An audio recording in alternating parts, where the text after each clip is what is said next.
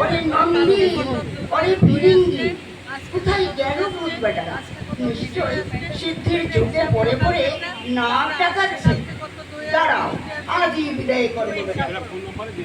ওই গো অন্নপূর্ণা, বলি বেলা দুপুর গড়িয়ে গেল, ভিখারি শিবকে দুটি অন্ন দাও, অন্ন দাও, অন্ন দাও। নতুন কলার পাতে ব্যঞ্জন দিও, নানাগুলো পায়স দিও সাথে।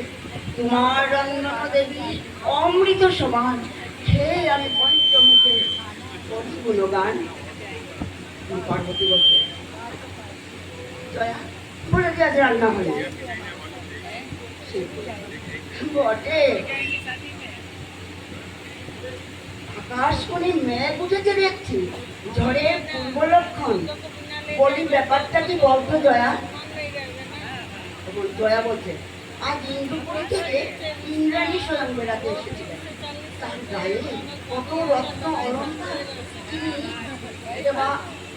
পার্বতীর হাতে লাল সুতো বাঁধা থেকে ঠাট্টা করে বললেন, তিনি দেবাদিদেব মহাদেবের ধরনী, তোমার হাতে একবার শাখাও জুটে না। তাই শুনে অভিমানী পার্বতী পণ করেছে। কি পণ করেছে? তখন জয়া বলল, যদি আজই এক্ষুনি তাকে দুধ বলন শাখা না এনে দাও, তবে সে আজই বাপের বাড়ি চলে যাবে। বটে, এ যে বড় কঠিন বন পার্বতী। বর্ষে বর্ষে মরতে যাও, 3টি দিনের পরে তাও ছাড়িয়া দিতে মন নাহি সরে। এহেন কঠিন বন করো না পার্বতী। পতিরে তেজিয়া কবু যায় ছিল সতী, আর পতির মনে এত দুঃখ যে ছিল কবু। ভালোবাসি তোমায় আমি, বিরূপ কেন তবু? তখন পার্বতী বলছে, ভাঙতে ভোলানা পথে বেড়াই করে দিব্যি সোনার অলঙ্কার না করিলেন গায়ে। দুধের বরণ শঙ্খ দুটি একটি জোড়া শঙ্খের মূল্য করে কিনতে তাও সূচনা যদি হাই আমার কপালে আগুন।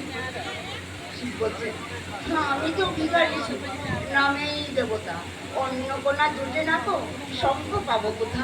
তবে তুমি যদি হইতে গৌরী ইন্দ্রের ধরনী, সে তো মুকুট বেঁধে শঙ্খ পড়া তো আপনি। ইন্দ্র যদি চাও তবে আমলি তেজিয়া বলনি চড়িয়া আমি দেব পৌঁছিয়া। নারী হয়ে এমন কথা মনের থেকে আরে সত্যি চলবে। ও পার্বতী, পার্বতী, ও জয়া, জয়া। সেটা হচ্ছে পার্বতীর বিদ্যালয়। পার্বতী বাপের বাড়ি চলে গেছে জয়ার সঙ্গে। আর ভগবান শিব শাখারির বেশ দিয়ে সেখানে একটা বাস্কেট দিয়ে ঝুড়িতে শাখা নিয়ে সেই পথ দিয়ে যাচ্ছে। শাখা নেবে গো, শাখা ভালো শাখা। পার্বতী সেটা শুনে জয়াকে বললো, জয়া ওই শাখা দিতে যান না। জয়া বললো, ও গো শাখারি, এ বাড়িতে এসো, বড় শাখা আছে? আছে বই তুমি দেখাও দেখি। এই যে মাত্র এক জোড়াই আছে।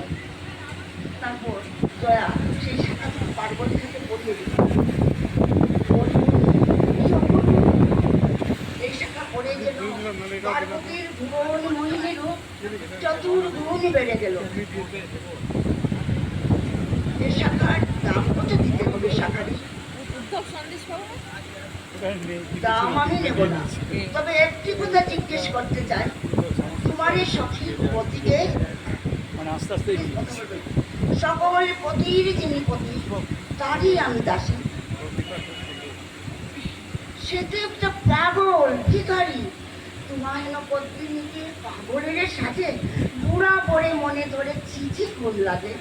মনের কথাটি বলি নাহি তো বলিতা, না করি বনিতা, আমিও একাকি ঘরে নাহি তো বনিতা। কেমন কথা কৌ শাখারি, কেমন কথা কৌ?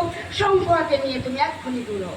জয়া শাখা জোড়া খুলে দেবো, এক্ষুনি খুলে দেবে। তারপর জয়া পার্বতীর হাত থেকে শাখা জোড়া খোলার চেষ্টা করলো। কি এ শাখা পড়ে যেন পার্বতী গুণ মোহিনীর রূপ চতুর্গুণ বেড়ে গেল। এ শাখার দাম কত দিতে হবে শাখা? তারপর জয়া অনেক চেষ্টা করো, শাখা দুটো তুলতে পারছে না। পার্বতী বলল, এই যে পাষাণের গায়ে আশ্রে ভাঙতে হবে। শিগগির তুই সেটা পাষাণের গায়ে আশ্রে ভাঙ জয়া। আমার কথা রাখো শঙ্খ, আমার কথা রাখো। পার্বতীর হাতে দিয়া শঙ্খ বজ্র হইয়া থাকে। পাষাণের গায়ে আস্তে আস্তে লাগলো, কিন্তু সেই শাখা পাষাণের গায়ে আস্ত্র ভাঙলো না। তখন পার্বতী বলল, সত্যি করে বলো তো শাখানি, তুমি কে?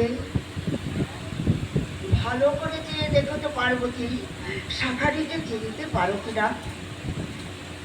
পার্বতী, সে কি সেই অপরূপ মূর্তি, কটিতে বাঘ ছাড়, কপালে চন্দ্রকলা, জটায় জাহ্নবীরা, যেন ছলনা করিলে প্রভু। তোমার মান ভাঙাতে আমার শাখারি বেশ ধরতে হয়েছে পার্বতী। তোমার মতো যারা পতি সোহাগিনী আমার বলে, তাদের স্মৃতির শুরু জন্ম জন্ম ধরে অক্ষয় হয়ে থাক। বাঞ্ছা কল্প করে দুষ্ট বা সিন্ধু